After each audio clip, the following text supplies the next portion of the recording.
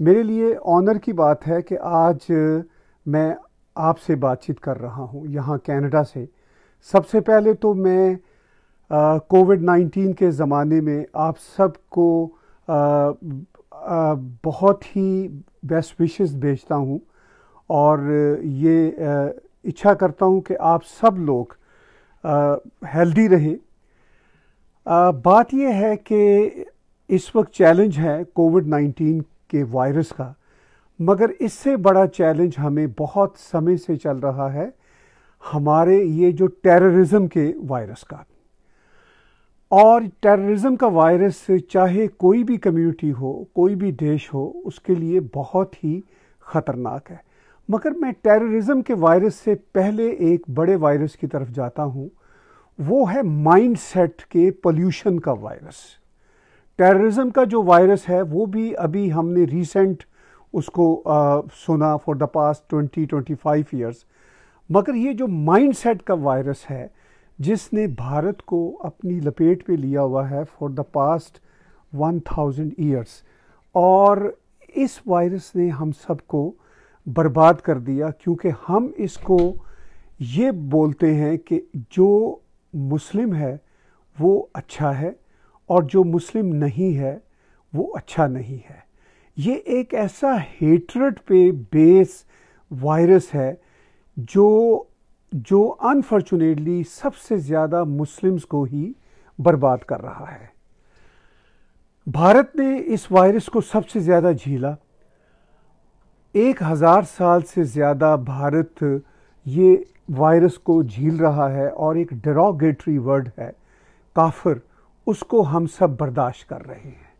और मेरा मन चाहता है कि मैं इस शब्द काफिर को डिक्शनरी से निकाल दूं, लेकिन काफिर के जो मीनिंग हैं वो बहुत ही सिंपल हैं कि वो जो स्टेट ऑफ डिनाइल में रहता है। और हमें ये सोचना है कि स्टेट ऑफ डिनाइल में कौन रहते हैं। वो जो मेरे हिंदू बहन भाई, वो तो सच को मानते हैं, रियलिटी को मानते हैं, इस कायनात की जो असल रियलिटी है, जो ओम की पुकार है, उसको मानते हैं। लेकिन स्टेट ऑफ डिनाइल में कौन रहते हैं? वो लोग जो अथॉरिटेरियन माइंडसेट के लोग हैं। ये बहुत ही अथॉरिटेटिव जो माइंडसेट है, ये पता है कि किन का है। इसमें मैं रिलीजन को दोष भी कुछ देता हूँ जो ये अथॉरिटेरियन माइंडसेट को लाता है, मगर उससे ज़्यादा दोष उस माइंडसेट को है।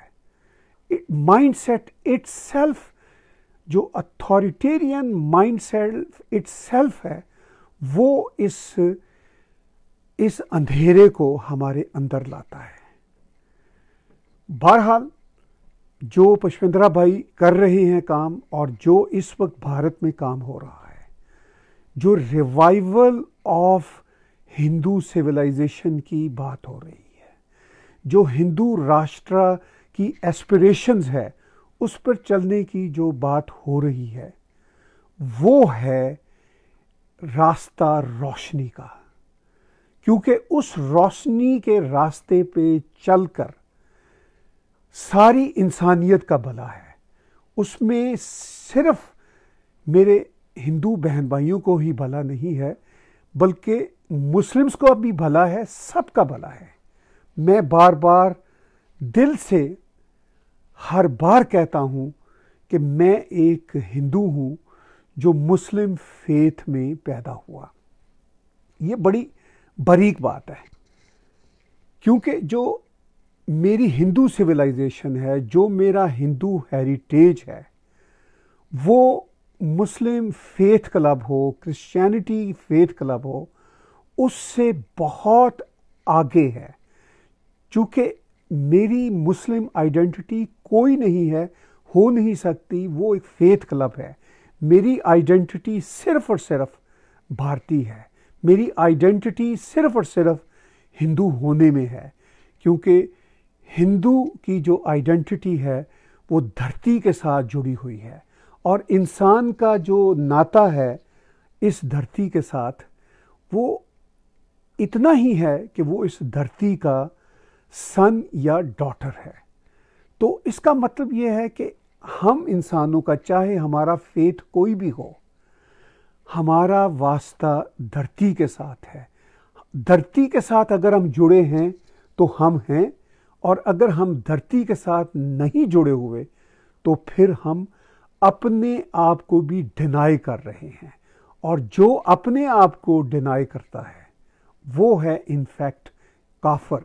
मैं उनकी टर्मिनोलॉजी में बात कर रहा हूं। मैं खुद हिंदू हूं, और जितने हिंदू फिलॉसफी के साथ जुड़े हुए इंसान हैं वो मोमन हैं, वो मोमन हैं, वो सच्चे हैं, वो खरे हैं। ह्यूमन एरर्स जो हैं वो अपनी जगह पे, लेकिन मैं यहाँ पर आइडेंटिटी की बात कर रहा हूँ। मैं अपने होने के सच की बात कर रहा हूँ। जब मैं अपने होने के सच की बात करूँगा तो बड़ी ही सादा बात है कि अगर मैं अपनी धरती के साथ अपने रिश्ते को मानूंगा तो मैं मोमन हूँ, अगर मैं नहीं मानूंगा तो मैं काफर हूँ।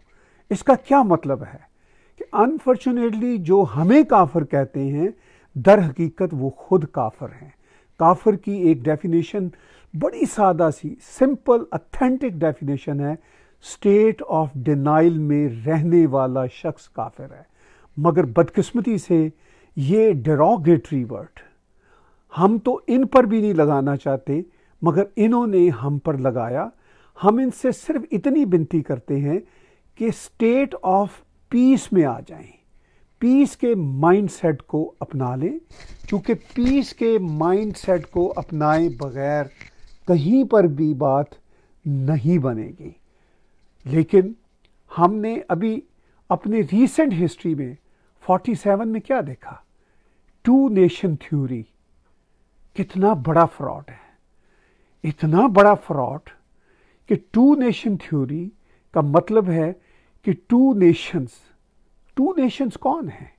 मैं तो अपनी धरती का सन हूं, तो मेरी नेशन कैसे दूसरी हो गई? अगर मेरा फेथ क्लब रोटरी क्लब की तरह कोई मुस्लिम है या क्रिश्चियनिटी है तो वो नेशन तो नहीं हुई, वो तो फेथ क्लब हुआ, जिस तरह के रोटरी क्लब हैं, लॉयंस क्लब हैं। लेकिन जो मेरा फेथ है वो मेरी आइडेंटिटी नहीं है। आइडेंटिटी तो बहुत बड़ी है, आइडेंटिटी तो मेरी इस धरती के साथ जुड़ी हुई है। दोस्तों, बहनों और भाइयों, मैंने ऐसे ही रैंडम बात शुरू कर दी, लेकिन अगर मैं अपनी थोड़ी सी हिस्ट्री भी आपके साथ शेयर करूं, मुझसे अक्सर ये लोग पूछते हैं कि ताहिर जी आप कैसे ये हो गए, आपका ये एजेंडा कैसे बना? तो मुझे वर्ड एजेंडा पे हंसी आ जाती है, और मैं उनको कहता हूं कि मैं ऐसा इसलिए सोचता हूं कि मुझ में कॉमन सेंस है। मैं कोई आलम फाजल नहीं हूं, मैं एक पंजाबी हूं जो भारतीय हेरिटेज की गुप्ता डायनेस्टी का एक खादम है, जो उस डायनेस्टी से, उस लेगेसी के साथ जुड़ा हुआ है।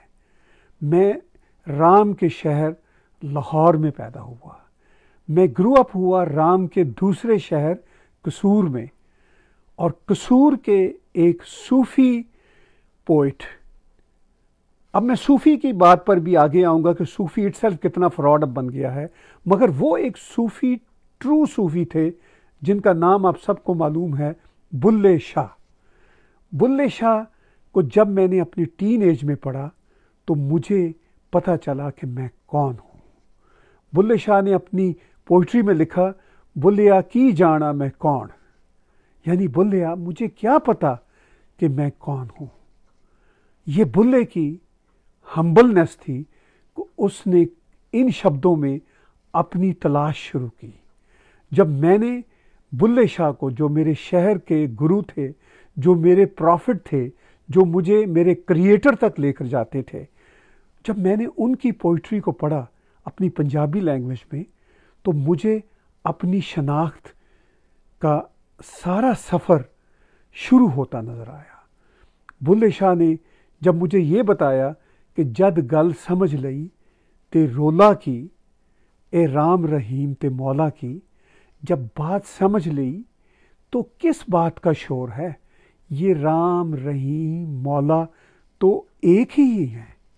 फिर जब बुल्ले शाह ने अपनी पोइट्री में कहा कि गल एक नुक्ते विच मुकदी है, तो मैंने इतनी सादा बात को, जो उन्होंने कहा कि बात एक नुक्ते पर ख़त्म होती है, मैंने इसको समझने की कोशिश की और मुझे फिर पता चला कि मेरा जो नुक्ता है वो तो इन फैक्ट मेरी शनाख्त का है, और मेरी शनाख्त जो है मेरी धरती के साथ जुड़ी हुई है।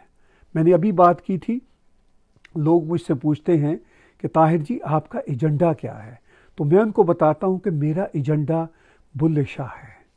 मेरा एजेंडा वो कॉमन सेंस है, जो कॉमन सेंस मुझे ये बताती है कि मुझे अपने साथ सच बोलना है या अपने साथ झूठ बोलना है।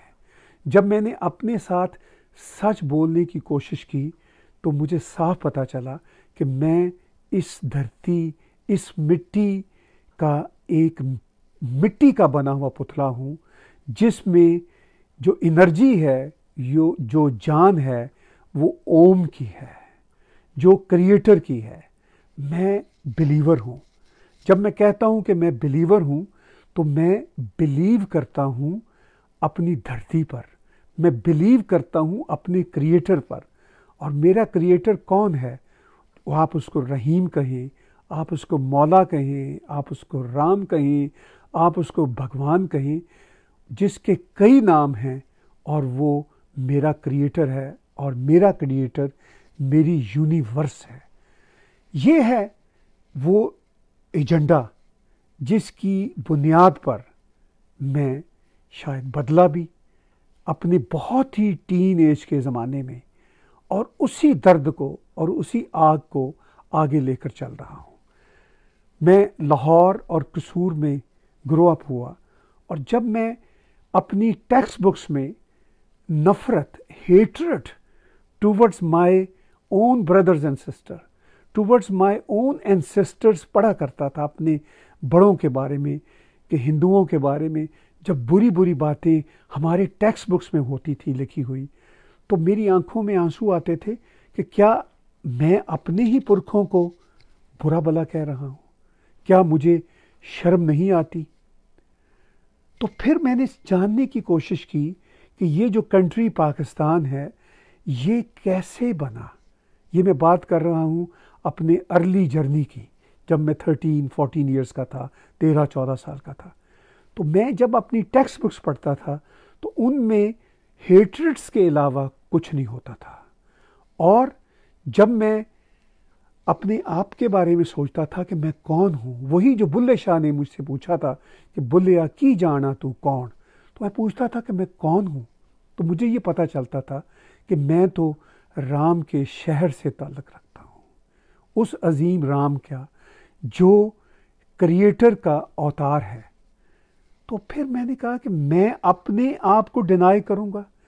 ये जो मेरे टेक्स्ट बुक्स लिखने वाले मुस्लिम स्कॉलर्स हैं, ये मेरे अपने ही हिंदू पुरखों को, और अपने हिंदू पुरखों को, वो उन हिंदू पुरख, उनके भी हिंदू पुरख थे, उनको ये बुरा भला कहते हैं, तो इनको शर्म आनी चाहिए। ये एक सीधी सी बात थी जिसने मेरा एजेंडा बनाया कि मैंने सच के एजेंडे पर चलना है। हम भारतीय जो हैं वो सब सोचते हैं कि आफ्टर ऑल किसी न किसी का कोई एजेंडा होता है। हम सब एक तरह से, जैसे कहते हैं, स्केप्टिकल रहते हैं, शक में रहते हैं कि दूसरे का कोई ना कोई एजेंडा होगा। लेकिन एजेंडा बड़ा ही सीधा है कि आपने अपने होने को मानना है या नहीं मानना। तो भैया, बहनों और भाइयों, ये था मेरा एजेंडा, और ये है मेरा एजेंडा, और ये रहेगा मेरा एजेंडा। अब मैं थोड़े से अपने सफ़र को आगे लेकर चलता हूँ।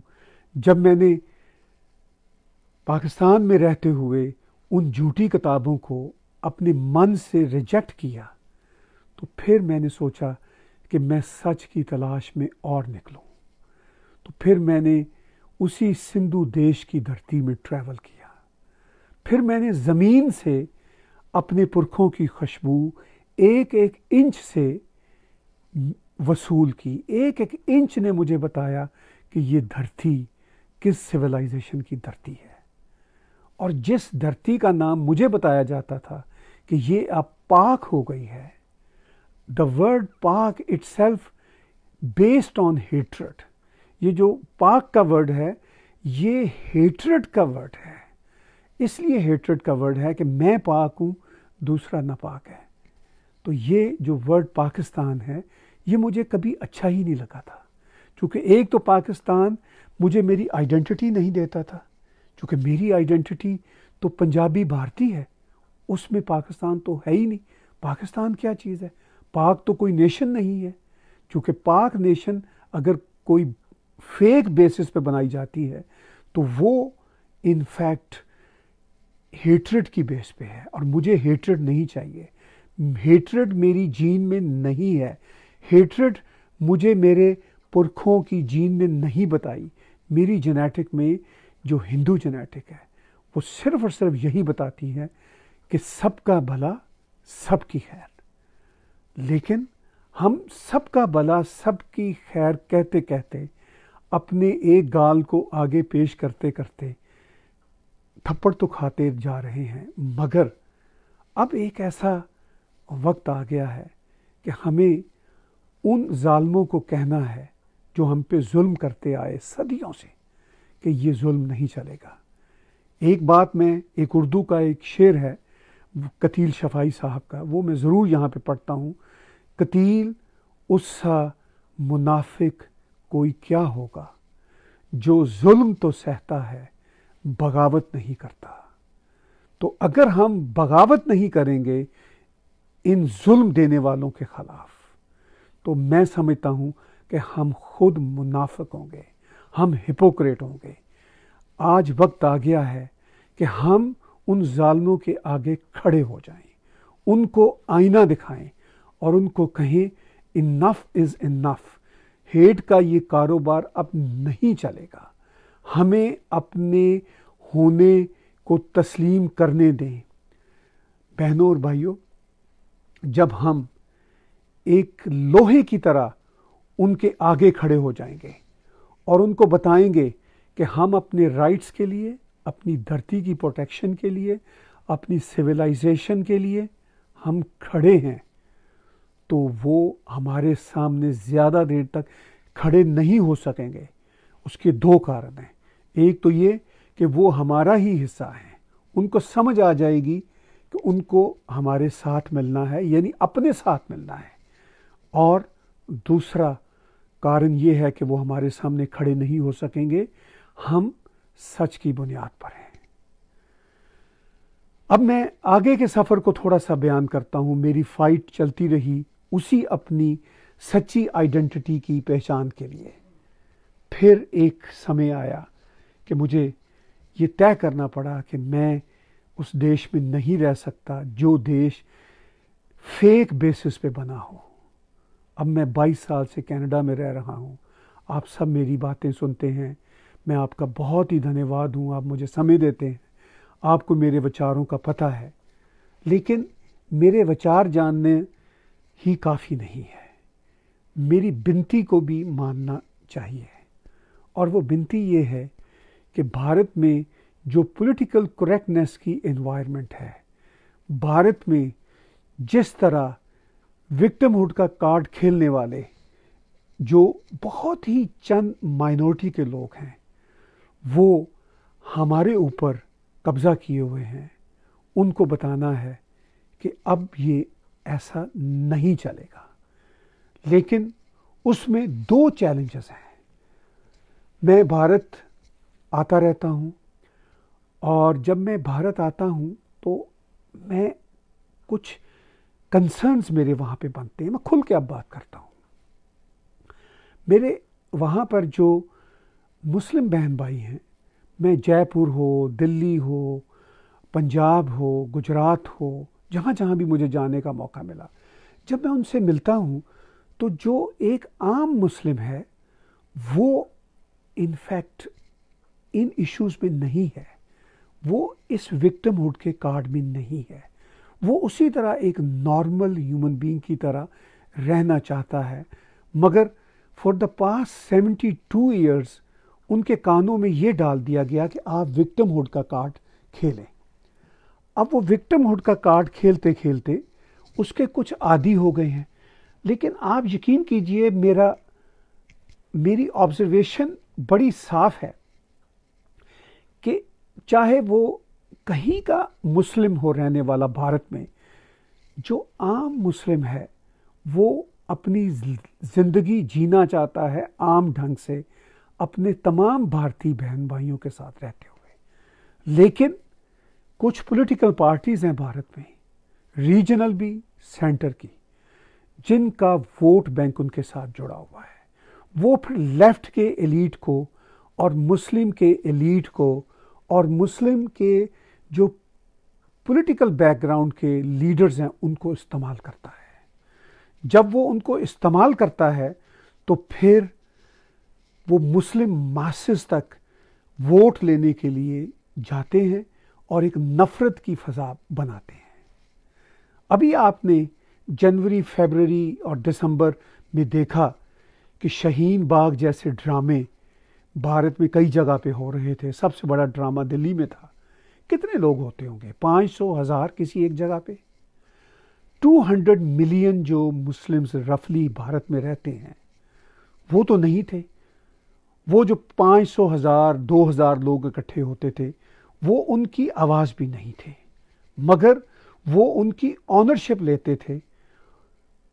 मैं आज अपने भारतीय बहन भाइयों से कहना चाहता हूं, जिनका मैं हिस्सा हूं, कि आप ऐसी कोशिश कीजिए भारत में कि 200 मिलियन मुस्लिम्स की जो मेजॉरिटी है, जो आप ही की तरह आपके साथ जीना चाहती है, उनको अपने साथ मिलाइए। उनकी जो लीडरशिप है उसको एक्सपोज कीजिए।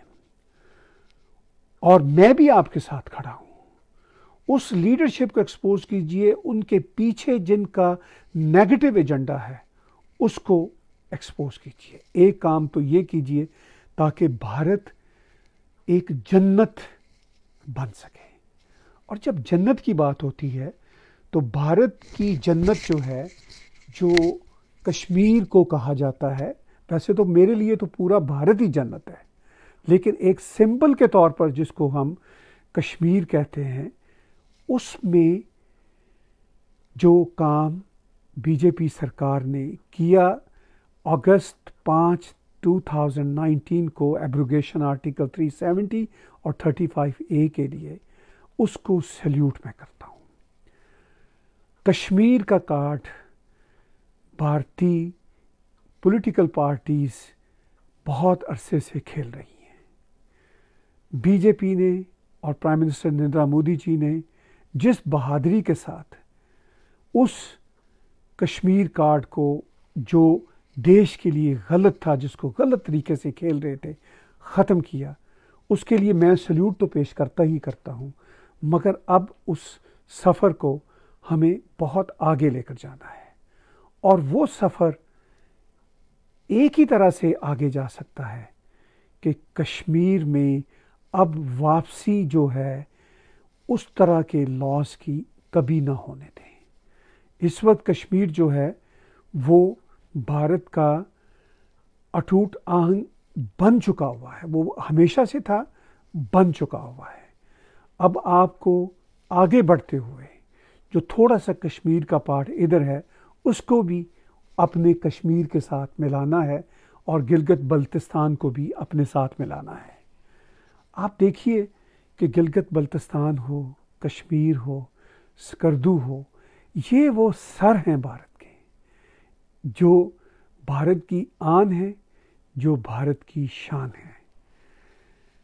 ये एक ऐसा फोकल पॉइंट है कश्मीर का जिस पे पॉलिटिक्स बहुत अरसे से पाकिस्तान भी कर रहा है, और भारत की जो रीजनल पॉलिटिकल पार्टीज़ हैं और कश्मीर की जो पॉलिटिकल पार्टीज थी जिन्होंने कश्मीर के नाम पे करप्शन का, पॉलिटिकल बैंकरप्सी का काम किया हुआ था, वो भी कर रही हैं।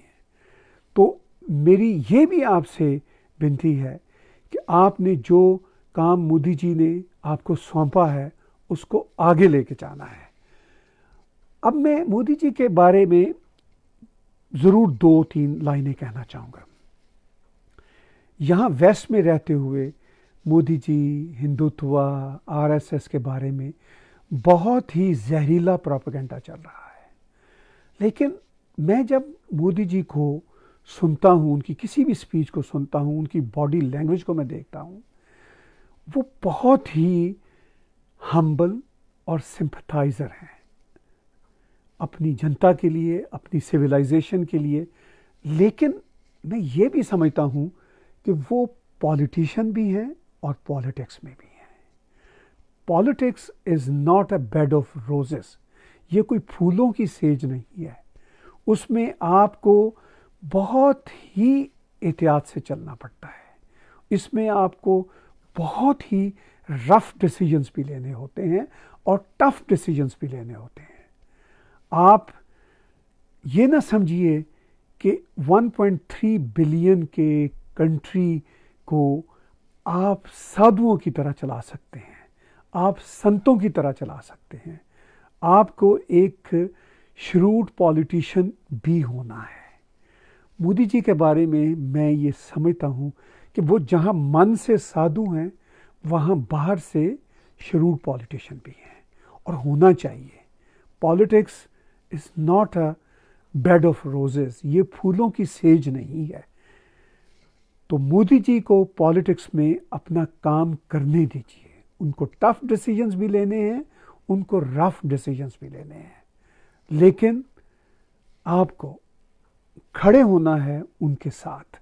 इसलिए कि वो सिर्फ और सिर्फ कश्मीर का तोहफा ही आपको वापस नहीं दे रहे, उस तोहफे को हमने आगे बिल्ड भी करना है। और उससे बड़ा जो तोहफा है वो हिंदू राष्ट्र का है, वो हिंदू सिविलाइजेशन का है, उसकी तरफ बढ़ना है।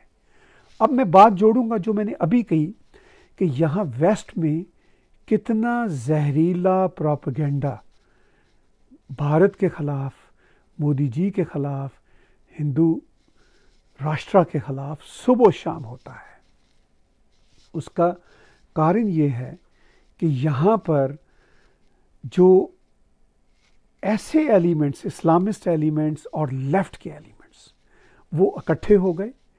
और ये दोनों एलिमेंट्स जो हैं ये अथॉरिटेरियन माइंडसेट के हैं। लेफ्ट भी अथॉरिटेरियन माइंडसेट का है और इस्लामिज़म भी अथॉरिटेरियन माइंडसेट का है। ये दोनों एक साथ खड़े हो गए। ये पैसा लगा रहे हैं, ये अपने रिसोर्सेज लगा रहे हैं, ये अपने पूरे के पूरे कॉन्टेक्ट्स लगा रहे हैं, ये अपनी पूरी मशीनरी को इस्तेमाल कर रहे हैं और भारत के ख़िलाफ़ और मोदी जी के ख़िलाफ़ एक जहरीला प्रोपेगेंडा कर रहे हैं। उस प्रोपेगेंडे को यहाँ पर नल एंड वॉइड करने के लिए, उसको यहाँ पर नलीफाई करने के लिए हमें बहुत काम करना है। हमारा जो डायस्पोरा है, जो अमेरिका, कनाडा, यूरोप में बसता है, मैं उनकी लीडरशिप को जानता हूँ, बहुत अच्छे लोग हैं, लेकिन वो इस एजेंडे को समझ नहीं रहे। वो उस एजेंडे को टैकल नहीं कर रहे। यहाँ पर मैं आपको कुछ एग्जाम्पल्स दूंगा। यहाँ पर रशियन टीवी है TRT के नाम से।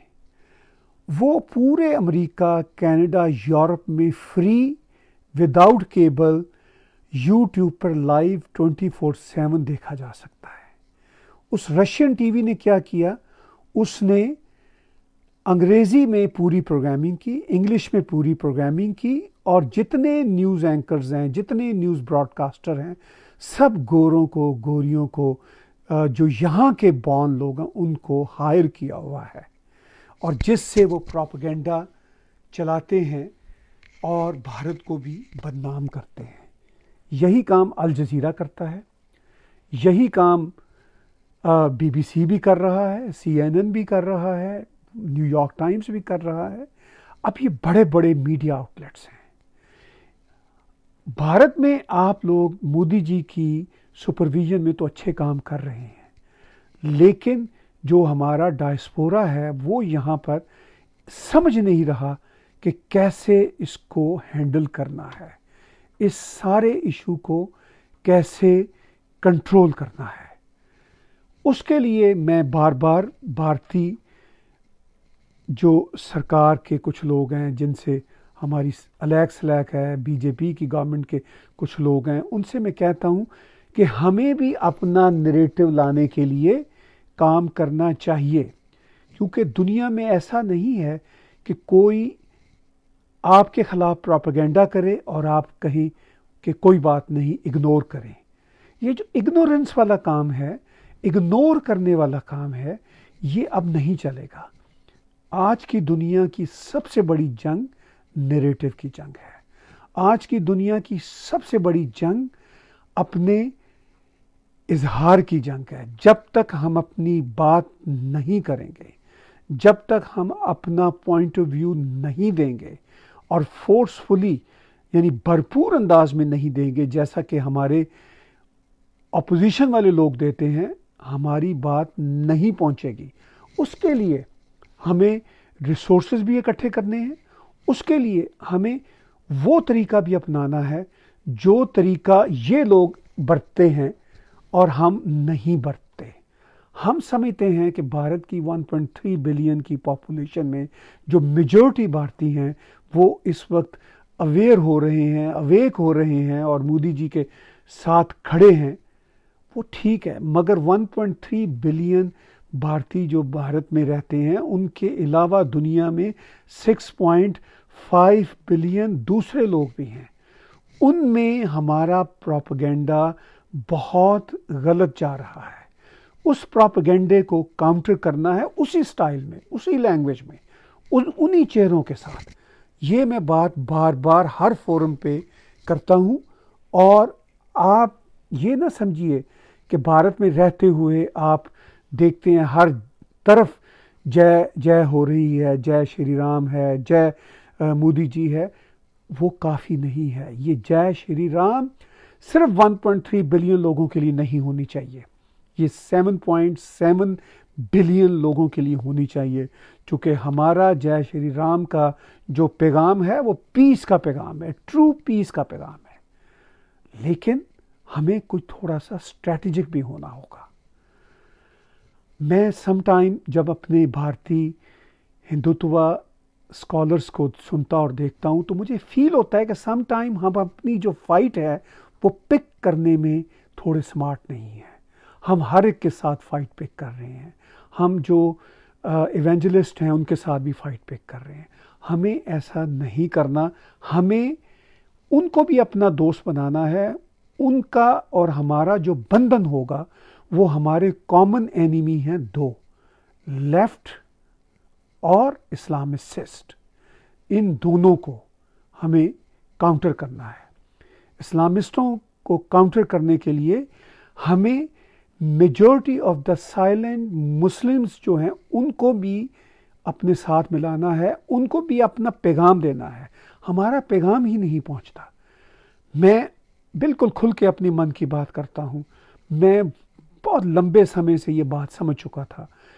फॉर इंस्टेंस, मिसाल के तौर पर कि आरएसएस जो है वो एक बहुत ही अच्छी ऑर्गेनाइजेशन है, सेवा के काम करते हैं, उनके अंदर इंटेलेक्चुअल डिस्कोर्स होता है, उनके अंदर सोशल रिफॉर्म की बात होती है, उनके अंदर स्पिरिचुअलिटी की बात होती है।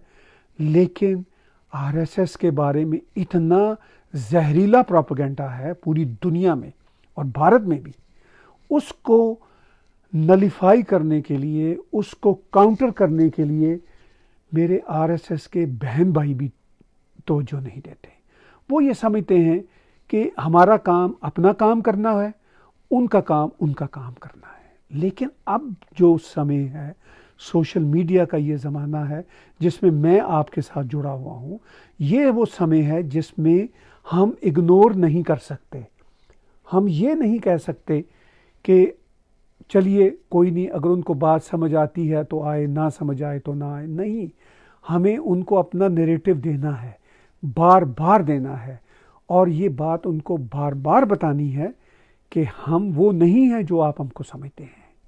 क्योंकि यहाँ पर सिर्फ मैं आरएसएस की बात नहीं करता, हिंदुत्व से जुड़े हुए हर ग्रोह के बारे में यहाँ पर New York Times, CNN, BBC, Al Jazeera, Turkish TV, Washington Post सब ये कहते हैं कि ये कोई अलकायदा या तालिबान की तरह के हैं। कितना दुख होता है मुझे, मैं इतना हर्ट होता हूँ कि ये कैसे इनको हिम्मत हुई ये झूठ फैलाने की। मगर वो झूठ फैलाएंगे, दो कारण है झूठ फैलाने के उनके। एक तो ये कि उनको पता ही नहीं, वो वाकई ही कन्विंस हैं कि ऐसा ही है, और दूसरा ये कि उनका एजेंडा भी है, नेगेटिव एजेंडा है, उनके पीछे रिसोर्सेज हैं, फंडिंग है।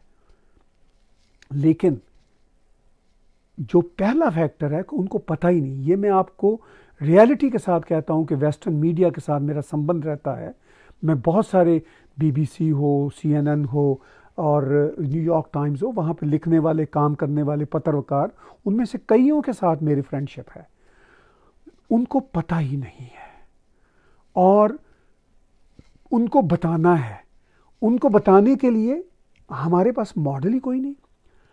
अब देखिए, दुनिया के जो बड़े बड़े मॉडल हैं, इंटरनेट की दुनिया की वजह से अब दुनिया कितनी बदल गई। नेटफ्लिक्स की मैं एक मिसाल देता हूँ। नेटफ्लिक्स में हिंदुत्व के बारे में, आरएसएस के बारे में अच्छी सीरियल ही नहीं है, कोई फिल्में ही नहीं है। दुनिया तो ऐसे ही समझेगी, जानेगी जब वो नेटफ्लिक्स पे जाएंगे, यूट्यूब पे जाएंगे, टिकटॉक पे जाएंगे, फेसबुक पे आएंगे। ये अब वो मीडियम्स हैं जिनको इस्तेमाल करना है। सम टाइम मैं ये भी फील करता हूँ कि हमारे जो मीडियम हैं, ये यूट्यूब और ये फेसबुक, सम टाइम ये भी अब एक्सट्रीम लेफ्ट और इस्लामिस्टों के हाथ में जा रहे हैं। उस वक्त को भी आप ज़हन में रखिए कि कोई पता नहीं कि कुछ समय बाद ये जो फेसबुक है जिस पे मैं आज आपसे बात कर रहा हूँ, इसमें कोई लेफ्ट के लोग, हमारे मुखालिफ लोग ज़्यादा आ जाएं। हम भारतीय अपने आप को आईटी की दुनिया के चैंपियन कहते हैं। मेरी आपसे विनती है कि अपने पैरेलल सोशल मीडिया बनाइए, अपने पैरेलल सोशल मीडिया आज से बनाना शुरू कीजिए और बना के रख लीजिए, अपने पास इस्तेमाल करें। उसका कारण ये है कि हम जब तक अपने मीडियम ऑफ एक्सप्रेशन खुद नहीं बनाते, हमें उन पर कंट्रोल नहीं है, तो हम अधूरे हैं, हम नामुकम्मल हैं। मैं बार बार कहता हूं कि ये जो इंस्टीट्यूशन हैं ये हमारे नहीं हैं। ये कुछ पता नहीं कल कलां को ये इंस्टीट्यूशन किधर चले जाएं। मैं विनती करता हूं अपने भारतीय बहन भाइयों से, हमारा ये दावा है, कहना है कि हम आईटी की दुनिया में बहुत आगे हैं, तो भगवान के लिए, खुदा के लिए अपने सोशल मीडिया नेटवर्क्स आज से डेवलप कर लीजिए, करना शुरू कर दीजिए, ताकि हम अपनी बात कहने का हक न खोएं, हमसे हमारी बात कहने का हक न छीना जाए। ये बहुत इम्पॉर्टेंट है। तो मैं बहुत ज़्यादा इस बात पे जोर दूंगा कि हमें अपनी स्ट्रेटजी बनानी है। हम अब वो 1000 साल पहले की दुनिया में नहीं रह सकते कि इन्वेडर आए, हमने सबमिशन की और हमने कहा कि ठीक है। मुझे याद है हमारी हिस्ट्री भी, हमारी हिस्ट्री में बड़े बड़े सूरमा पैदा हुए हैं, उनको मैं सैल्यूट कहता हूँ। ऐसा नहीं है कि हमने सबमिशन ही पेश की, हमने फ़ाइट भी की थी और बहुत फ़ाइट की थी। लेकिन हमारे अंदर एक पीस का एक बीज है, उस पीस के बीज की वजह से हम रहम खा जाते हैं, और रहम खाना चाहिए। ये इंसान की सबसे बड़ी सिफ्त है, सबसे बड़ी खूबी है। मगर रहम के साथ साथ हमें होशियार भी रहना है। हमें अब रहम भी खाना है, हमें दुनिया को अपनी बाहों में भी लेकर चलना है। मगर जो हमें काटना चाहते हैं, जो हमारी बाहों को काटना चाहते हैं, जिनको हम अपनी बाहों में लेते हैं और वो बाहों में आकर काटना चाहते हैं, हमें ये भी मालूम होना चाहिए, होशियार रहना चाहिए कि ये हमारी बाहों में आने के बाद हमें काट ना पाएँ। और उसके लिए हमें अपनी स्ट्रैटेजी बनानी है, अपने सोशल मीडिया डेवलप करने हैं और अपना नैरेटिव देना है। और अपना नैरेटिव देने के लिए हमें उन्हीं की भाषाओं में बात करनी है, फ्रेंच हो, रशियन हो, इंग्लिश हो, जर्मन हो, कोई भी भाषा हो, वहाँ तक हम अपना हिंदुत्व का पैगाम पहुँचाएं, उन्हें बार बार बताएं कि हिंदुत्व का मैसेज क्या है, हिंदुत्व की स्पिरिट क्या है। हिंदुत्व इस यूनिवर्स, इस प्लैनेट, ये जो छोटा सा प्लैनेट है जो आज एक वायरस की वजह से इतना बुखलाया हुआ है, इतना बुखलाया हुआ है कि 7.7 बिलियन लोग एक अनदिखे वायरस के आगे हथियार डाल के बैठ गए हैं। तो इस प्लैनेट को, इस छोटे से प्लैनेट को तो हम अपने पीसफुल मैसेज के साथ कंपैटिबल कर लें। इस छोटे से प्लैनेट को तो हम बता दें कि जहाँ पर ओम की आवाज़ आती है तो वो ओम की आवाज़ सिर्फ भारत के अंदर नहीं है, ये इस धरती के नीचे की एक आवाज़ है जो सैन फ्रांसिस्को से जयपुर तक जाती है। तो उस ओम की आवाज़ को, उसके लाउडस्पीकर को बढ़ा दीजिए, क्योंकि आपके पास वो टेक्नोलॉजी है, आपके पास वो विजडम है, आपके पास वो स्ट्रेटजी है। अगर नहीं है पूरी तौर पर तो उस विजडम से वो स्ट्रेटजी अपना लीजिए। भारत जो रंगों का, स्पिरिचुअलिटीज़ के तमाम आहंगों का एक देश है, जो सिर्फ भारत के लिए नहीं है, भारत पूरी दुनिया के लिए है। धर्म सिर्फ भारत के लिए नहीं है, धर्म इस पूरी धरती के लिए है। उस धर्म के लिए हमें आज की टेक्नोलॉजी को पूरा इस्तेमाल करना है। और जब टेक्नोलॉजी की बात होती है तो मैं बार बार बात दोहराऊंगा, हम तो आज की टेक्नोलॉजी के एक तरह से प्रॉफिट हैं। हम भारतीय तो आईटी की दुनिया के प्रॉफिट हैं, वी आर द मैसेंजर्स। तो फिर हम अपने सोशल मीडिया, अपने नैरेटिव को फैलाने में क्यों पीछे हैं? ये मेरा आज का बहुत बड़ा मैसेज है कि भगवान के लिए, खुदा के लिए कृपा कीजिए, अपने ऊपर इस तरफ ध्यान दीजिए, अपना नैरेटिव बिल्ड कीजिए, अपने नैरेटिव को नेटफ्लिक्स पे फैलाइए, अपने नैरेटिव को आज के मॉडर्न ढंग के साथ आगे लेकर चलिए।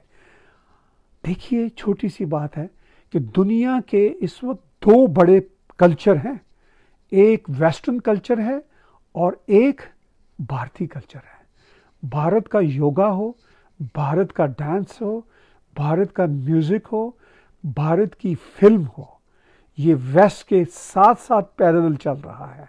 मैं ये नहीं कहूँगा कि हम दूसरे नंबर पे हैं, मैं दावे से कहता हूँ कि हम पैरेलल हैं। मैं पहले और दूसरे नंबर की भी बात नहीं करता, मैं पैरेलल होने की बात करता हूँ। अगर दुनिया में कल्चर की कहीं बात होती है तो वेस्टर्न कल्चर और भारतीय कल्चर। और भारतीय कल्चर के जो 5-6 बड़े कंपोनेंट्स हैं, उसमें म्यूज़िक, डांस, उसमें फूड, उसमें हमारी स्पिरिचुअलिटी के रंग, उसमें हमारी फिल्म। अगर हम इन सब चीज़ों में पहले से आगे हैं तो फिर हम नेटफ्लिक्स में हिंदुत्व का, आरएसएस का और सभी हिंदुत्व से जुड़ी हुई ऑर्गेनाइजेशन का अच्छा मैसेज लेकर, अच्छी डॉक्यूमेंट्रीज लेके, अच्छे सीरियल लेके क्यों सामने नहीं आ रहे? मैंने अभी अभी इन्हीं दिनों नेटफ्लिक्स में एक जहरीला सीरियल देखा और उसका नाम है लैला। उसमें वो ये बता रहे हैं कि एक ऐसा समय आएगा जब भारत एक बहुत ही खतरनाक हिंदुत्व देश हो चुका होगा, और वो बड़े सटल तरीके से ये बता रहे हैं कि ये हिंदुत्व कितना बुरा है, और वो बना हुआ है भारत में ही वो सीरियल। मैं नेटफ्लिक्स पे ढूंढता हूँ कोई ऐसा सीरियल हो जो बताए कि आरएसएस का जो जर्नी है वो कितना ग्रेट है, और उसकी स्पिरिट कितनी ग्रेट है, और वो कितना आगे और जा सकते हैं। मगर हम वो अभी मीडियम यूज़ नहीं कर रहे। हम 21वीं सदी के जो तरीके हैं वो नहीं बरत रहे। मुझे दुख होता है, हमारी फिल्म, हमारा म्यूज़िक, हमारा डांस, हमारा योगा, हमारी हर चीज़ इतनी आगे चली गई, लेकिन हम अपने हिंदुत्व को उस तरह आगे जाकर बयान नहीं कर रहे। दुनिया को ये नहीं बता रहे कि हिंदुत्व जो है वो एक हसीन चीज़ है, लेकिन दुनिया ने उसके बारे में एक बुरा परसेप्शन बना लिया। इसलिए उसके रिस्पॉन्सिबल हम भी हैं, क्योंकि हम अपने नैरेटिव को जमा कर पेश नहीं कर रहे। हम सिर्फ और सिर्फ एंटरटेनमेंट पे बात करते हैं। हमारी फिल्म इंडस्ट्री जो भारत की है, बॉलीवुड, और हमारे जो डांस, म्यूज़िक, सिर्फ एंटरटेनमेंट पे जोर है, मैसेज पे जोर नहीं है। और मैसेज पे अगर कहीं कहीं बात होती है तो हमारे खिलाफ मैसेज होता है। क्या हमारे जो इतने बड़े बड़े अच्छे आर्टिस्ट जो हमारी तरह सोचते हैं, अक्षय कुमार हों, अनुपम खेर सिंह जी हों, इतने बड़े नाम हैं, जूही चावला हों, इतने एक नाम नहीं है, वो तो हमारी तरह ही सोचते हैं, अमिताभ बच्चन हों।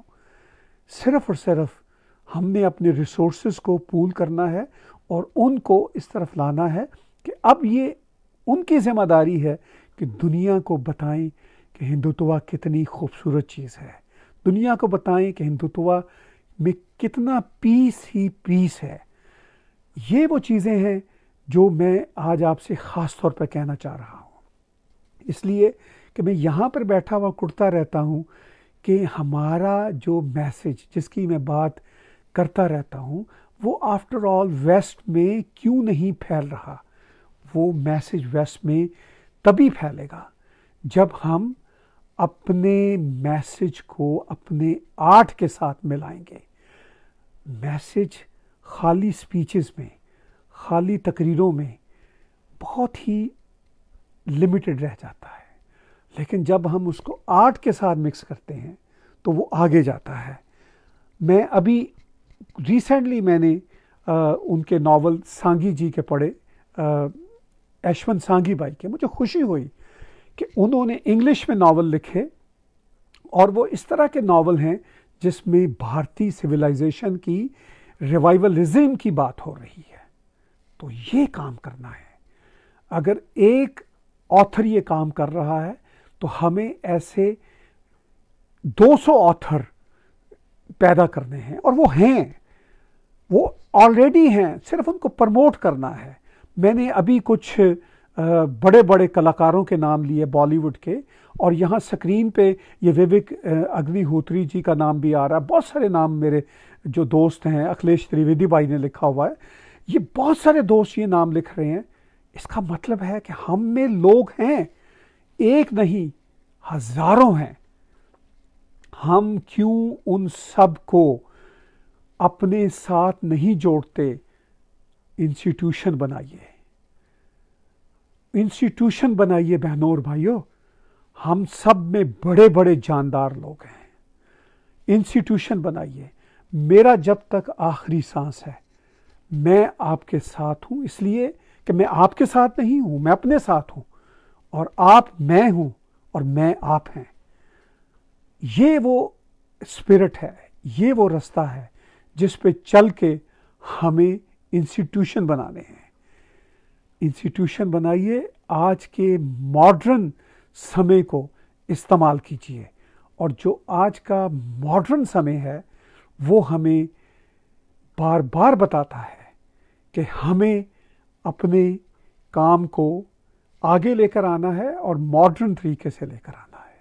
मैं इस पे बहुत ज़ोर देता हूँ, इसलिए ज़ोर देता हूँ कि जब मैं वेस्ट में रहते हुए अपने इस नैरेटिव को कमज़ोर देखता हूँ कि किसी तरह हम पीछे जा रहे हैं, मैं इस बात पे फिर आखिर में ज़ोर देना चाहता हूँ कि खुदा के लिए हम जो आईटी की दुनिया के इस वक्त बहुत बड़े लेगेसी होल्डर हैं, हम अपने काम को आगे लेकर चलें, हम अपने काम को मॉडर्न तरीके से लेकर चलें। मैं बार बार ज़ोर दे रहा हूँ, इसलिए ज़ोर दे रहा हूँ कि ये बात आपके मन में मोहर की तरह लग जाए, ये बात आपके मन से ना निकले कि जब तक भारत की हिंदुत्व की, जय श्री राम जी की जय जय